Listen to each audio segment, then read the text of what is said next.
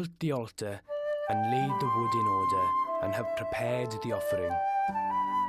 I have only to wait for the fire. The young Elijah was ready, and he didn't have long to wait. The fire was to fall the next day. We started yesterday morning at 6. It was very fine and dry and full of lovely scenery. As we climbed the hills, we could see the mist in the valleys, as if it were a sea. We sang in the cart, and my feelings were very varied. Now high, now low.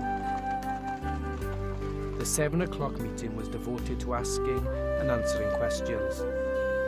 The Reverend W.W. Lewis conducted.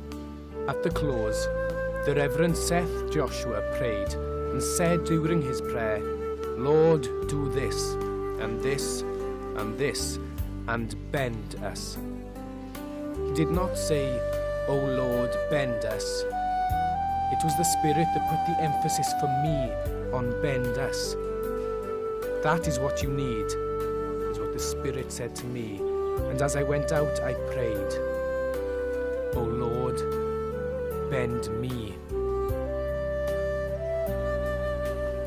In the Reverend M.P. Morgan's house, Mag Phillips offered me bread and butter.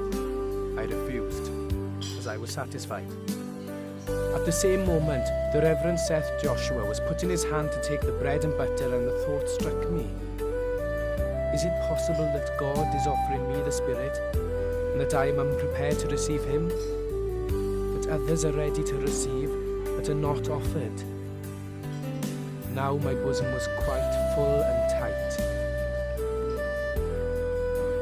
On the way to the 9 o'clock meeting, the Reverend Seth Joshua remarked, "We are going to have a wonderful meeting today." To this I replied, "I feel myself almost bursting." The meeting, having been opened, was handed over. O Lord, pour out your Spirit upon I was conscious that I would have to pray as one, and the others prayed. I put the question to the Spirit. "Shall I pray now?" "Wait a minute," said he. When others prayed, I felt a living force come into my bosom. It held my breath, and my legs shivered, and at every prayer I asked, "Shall I now?" The living force grew and grew.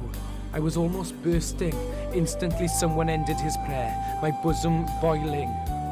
I would have burst if I had not prayed. What boiled me was God commending His love. I fell on my knees with my arms over the seat in front of me, and the tears and perspiration flowed freely. I thought blood was gushing forth. Mrs. Davis came to wipe my face. For about 2 minutes it was fearful.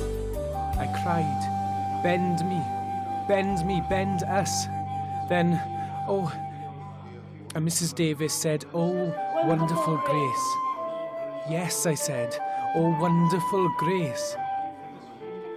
What bent me was God commending His love, and I not seeing anything in it to commend.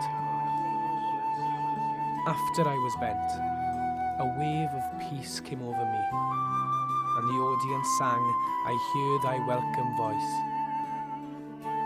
And as they sang, I thought of the bending at the judgment day, and I was filled with compassion for those who would be bent on that day, and I wept.